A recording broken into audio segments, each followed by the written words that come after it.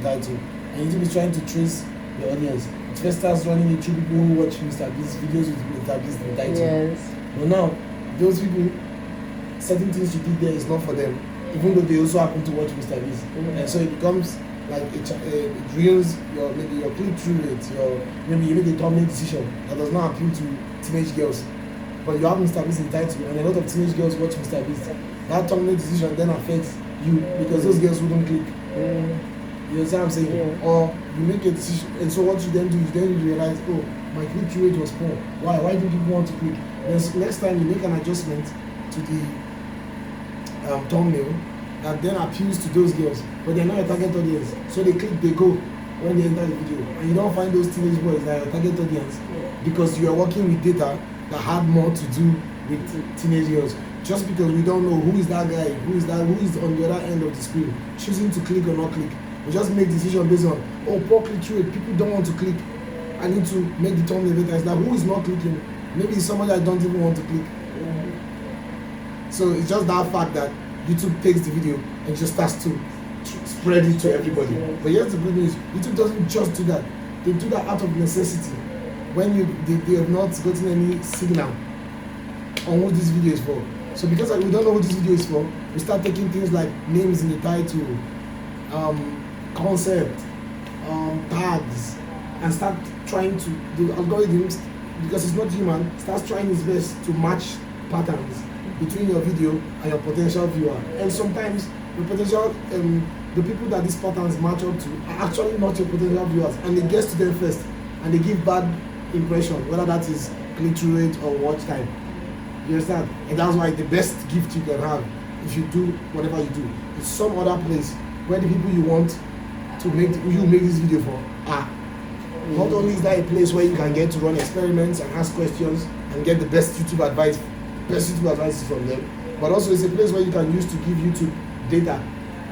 You know, if you're a makeup girl, if you had a group of people interested in makeup, whether on WhatsApp, whether on Discord, all you have to do when you post a video is send link first to them. And so by the time they interact with it first, the algorithm thinks, the AI thinks, easy pattern. Yeah. So all those kind of people, who are people like them? And then you have met your audience. Yeah, and so now, when you're making decisions for thumbnail, what to cut, how fast the video should be, you are setting that it's going straight to the people, and the data you are getting back is correct. The deep in retention does not necessarily mean you need to make any changes. Sometimes it's the wrong person that was watching. And nobody ever talks about that aspect. It could be the wrong person watching, So, and except you are a creator who's already found your audience, then you know that, well, YouTube always takes it to my people. And they are not, so when you're starting out, there's all of those things to be considerate about. And so the best gift you can have from the beginning to the end of your career is some platform, some place where you can have like direct access with your community, the people, to be specific, the type of people you are targeting. So like in our case now, a Discord with 10,000 male teenagers who play video games is such like a gift. You don't need any YouTube advice, you get it from them. Because there's no YouTube advice, algorithm advice, blah blah, storytelling, all this is access to these people. It's like you're looking for advice to help you get to these people. If you did know these people, just ask them, what do you want to see? Then the majority carries the vote. The majority then showing you that will be the majority. It's like 70% of 1,000 people. It's a safe assumption to assume that will be what 70% of a million people would think. You understand what I'm saying? Which is why they do all the whole, when it comes to science and all this thing, there's all the statements like 1 in 10 people you meet will whatever. Why? They've not met me, they didn't ask me any question, but there is a safe assumption that 1 in 10 you meet would whatever the research they did, because maybe they conducted some form of survey from across. That's why surveys are not usually done across everybody. YouTube is doing surveys, but it's not everybody asks how is this video. YouTube just picks like 1,000 people every day, or 10,000 people every day, and asks them, and it will work based on that information. It might feel unfair, but it's just statistics. Statistics from the past definitely would have shown that when it comes to surveys, we truly are just broken into similar ratio as humans. 1 in 10 people, 10 in 100 people oftentimes behave like 1 in 10 people. You know, so that becomes a safe survey, because surveys are hard to take. It's hard to ask opinion of the whole world. So if you take 100,000 people across different tribes and religion and beliefs, and then you run a survey across those 100,000, you can work on that percentage on a smaller level. It's not straight up facts, but it's really close. So if you had 10,000 male teenage boys in a Discord, you're blessed, because you can use them to understand the minds of 1 million teenage boys. So now you can run the thumbnail test there. If you want to know what's the better thumbnail, you can ask them there, you know.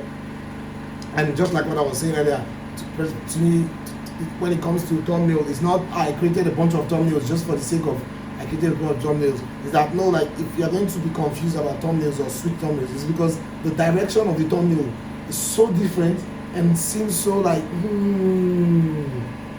that could work, and this is something entirely different that could also work. Like the example I gave when I was talking earlier, it's like you have KSI on 100 dates, and let's say the 100 dates video idea has not become very popular as it is now. KSI goes on 100 dates, you could just have like bunch of girls, like 100 of them in the thumbnail, tiny, to create this sense of there's so many people in this thumbnail, and you just have KSI tiny on the other end, and that just creates a sense of whoa, 100 girls and just KSI. But on the other end, an entirely different direction of thumbnail would be KSI getting punched in the face, very strong reaction on his face, and it's a girl, and it's like, yo, what is this date?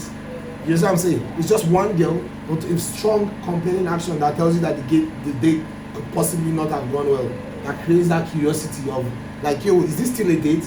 You know, it could be KSI falling over like skydiving, and his face, you capture it so well, like, and it's a girl laughing. You know, it could be KSI like a dog. You take the shot from his close-up, and the girl in the background holding him on a leash, and him there like and wearing funny thing in public, and you have like people in the background like their blood out. That is a banger thumbnail. You know, KSI on a leash, and the title says 100 dates, but it's just one girl they're showing, but one girl with one moment that goes, yo, this is part of the day they're in a park. KSI is literally like a dog. You know what I'm saying? That's a great thumbnail, but I cannot tell you that for a fact that will do better than the 100, or the 100 will do better. Those are very two strong thumbnail directions that one video can go. And so in a situation like that, that's where A/B testing comes into play. That's where switching of thumbnail comes into play. Other than that, I just feel like you don't have your idea well planned, your video well planned, and now you're desperate. You're literally a lady on a wedding day who looks at people's reaction and goes to change her gown. Because I'm not sure the way, nobody's like they're not complaining. Obviously they can't complain on my wedding day, but nobody seems mind blown by my gown, and so I'm quickly going and calling this thing to change, you know. So that's the thing, is that you have the thumbnail like that, and then those two you can then try, but not if you had 10,000 KSI like fans who are in the Discord. Now we can send those two thumbnails to them and just do a poll, A or B.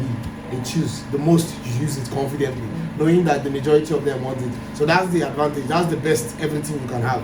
The best YouTube tool is your audience gathered together. Except when you're like Mr. Beast, and the reason he doesn't do this kind of stuff is that he's trying to reach everybody. He's trying to become as big as possible. And so there's not one place in the Discord group. If you gather this voice, then and people who are not like cannot be in one Discord group. So, but if you are not like that, you could really learn a lot directly. The best tool, YouTube advice, YouTube everything. In fact, it's a direct, you're literally trying to serve these people. You're not trying to make YouTube videos. You're trying to make videos for these people. And YouTube is the platform you've chosen that is best to help you find them.